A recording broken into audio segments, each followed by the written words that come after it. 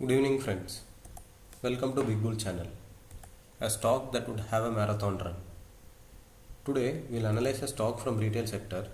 The chart shows the retail sector and its different segment companies like food and grocery, pharmacy, wellness, electronics, home and living, jewelry, apparel and footwear, and their projected growth, CAGR growth from 2021 to 2025. The overall retail segment growth is 9.5%, whereas footwear segment growth in retail sector would be 21.6%. That is one of the topmost growth in the retail sector itself. And within Indian retail industry, footwear is expected to grow at 21%.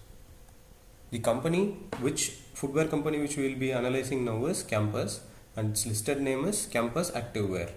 Campus specializes in sports and athleisure footwear. Meaning of athleisure is a coined word of athletics and leisure. The shoes manufactured by Campus company can be worn for athletics purposes as well as at leisure or common usage. Hence the product is giving you twin benefits. We will discuss about growth of sports and athleisure footwear in particular. We will discuss about the fundamentals of the company, technical of the company, valuation of Campus, growth of sports and athleisure wear and footwear sector. Friends, as the chart shown below, the sports and athleisure footwear was 12% of the overall footwear market in 2015. It grew from 12% to 19% in 2021, and it is projected to grow to 21% by the year 2025 financial year.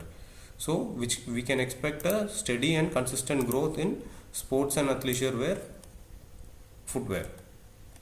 Sports and athleisure footwear in India. We can very well say that sports and athleisure footwear is highly underpenetrated. How? There are three charts given below. First is annual footwear consumption. This data shows that number of pairs consumed per person in India annually. So in India annually, one person consumes only 1.9 pair of shoes, whereas global average is 3.2, China it's 2.9 and USA is 7.2. So per capita footwear consumption itself is very low in India. That is just 2%, showing it is highly underpenetrated. So second chart, we will see per capita annual expenditure on sports and athleisure footwear. This was general footwear, this is sports and athleisure footwear. So how much money we are annually spending for sports and athleisure footwear? So globally, per person spends $13 annually for sports and athleisure footwear. In India it is only $1. Globally 13. USA it is $95 and China it is $14. So we can very well say that in India per capita expenditure for sports and athleisure footwear is very less, showing there is huge scope for improvement. The third chart shows the percentage share of sports and athleisure in total footwear retail.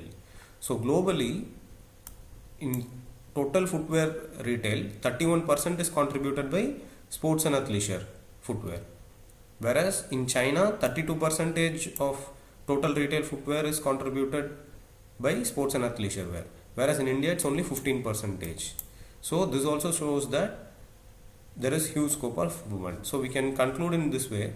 First of all, per capita consumption itself is very low.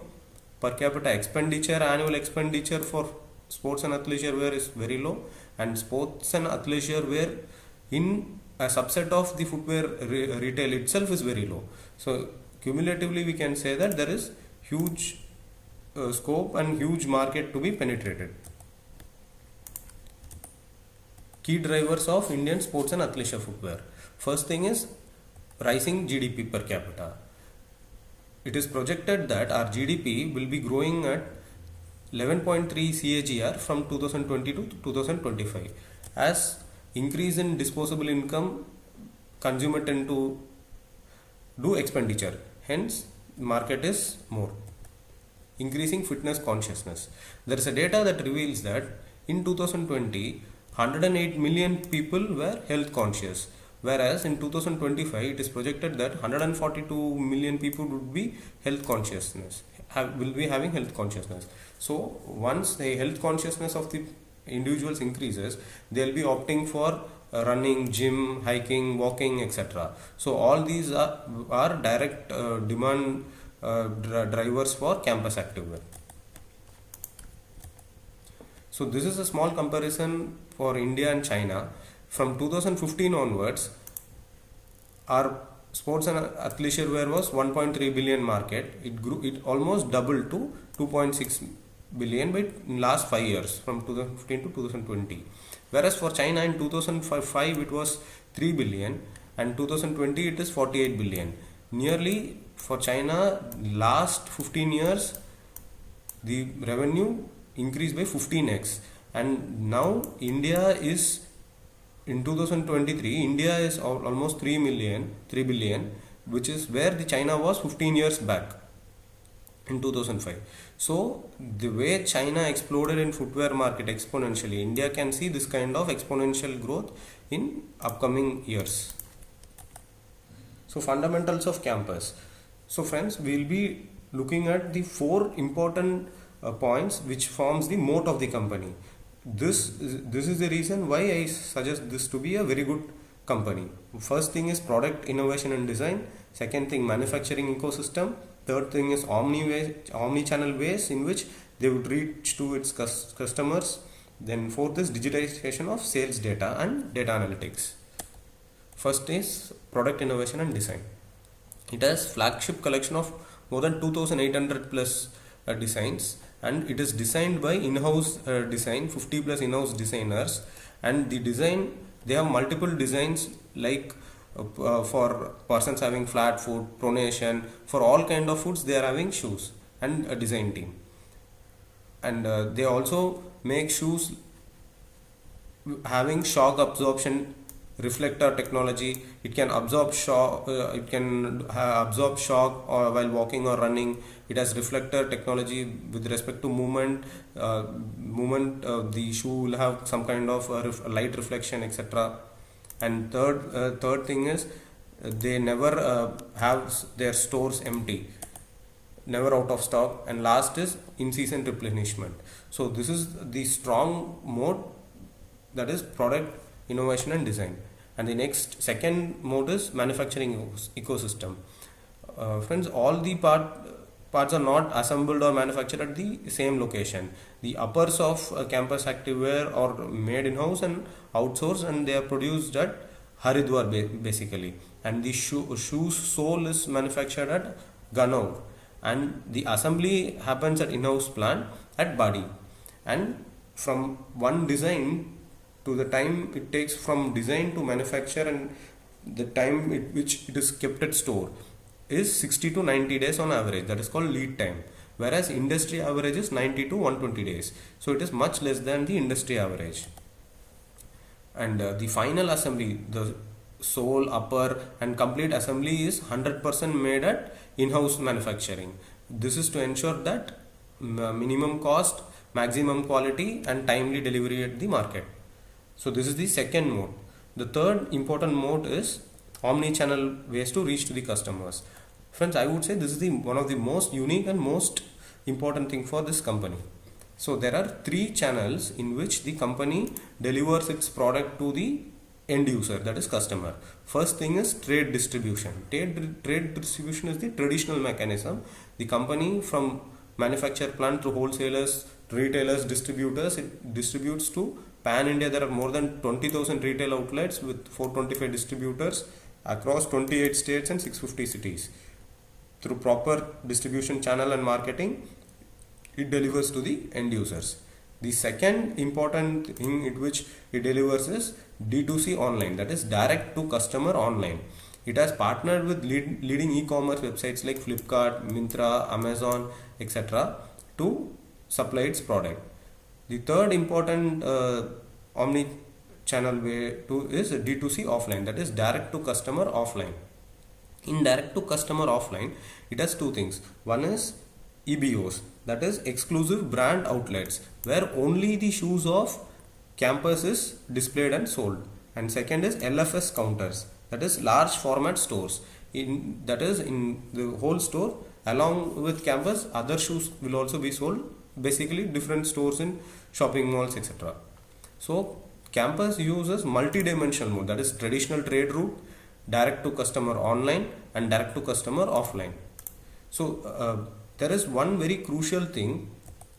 If we see this data, the percentage of revenue from 2020 to 2023, the trade distribution channel has decreased from 87 to 53 percentage, whereas D2C online has increased from 7 percentage to 37 percentage, and D2C offline has also increased from 4.5 percentage to 8.3 percentage, meaning D2C offline and D2C online contribution to revenue has increased.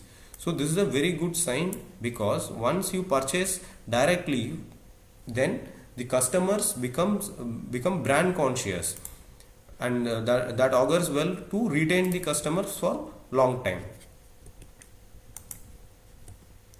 The fourth important point which gives the good mode to the company is digitization of sales process. The company collects all the data, collates and digitizes it and uses it to analyze. After the data analytics, it gets various points through which it improves its business. For example, with the data it collected, with the sales data and revenue data it collected, it sees the demand of customer. It analyzes it and it forecasts the demand, and it optimizes the manufacturing cycle, and it also makes investment in D2C and tech initiatives possible because of this data. So friends, I would say these are the four important parameters, that is product design, manufacturing ecosystem, omni-channel ways and digitization of sales data. Through this four means, the company is able to maintain its moat. So at last, the most important fundamental thing would be this chart. Friends, as sports and athleisure wear, the products are of four variants. One is at entry level, second is at semi-premium level, third is at premium level, and fourth is at premium plus level. At entry level products are less than 1000 rupees, semi-premium from 1000 to 1500, premium to 1500 to 3000, and premium plus per pair shoe is 3000 plus. Friends, I would like to say here, this data is of the percentage revenue from the concerned segment. So 48% of footwear, sports and athleisure footwear revenue comes from entry level, 16% from semi-premium level, 24% from premium level, and 12% from premium plus level.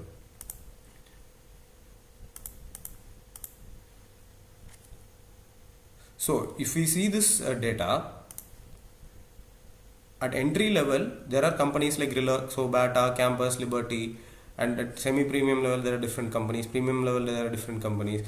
But friends, if you see, Campus is the only company which is present at entry level, semi-premium level, premium level, and as well as few variants of 3000 plus, that is premium plus level.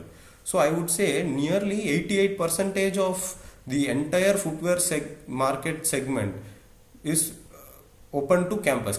Meaning Campus manufactures shoes that is sold at 88% of the sector, that is premium plus, premium, semi-premium and entry level. See, for example, Relaxo is only for entry level. It doesn't have shoes at semi-premium or premium. Bata has at entry level as well as semi-premium level. And high quality, costly variants like Nike, Adidas has only at premium plus level. Puma has at premium plus and premium level. So what I am trying to say is, Campus is the only shoe manufacturing company which produces shoes at entry level, semi-premium level, premium level and premium, and few of premium plus level. So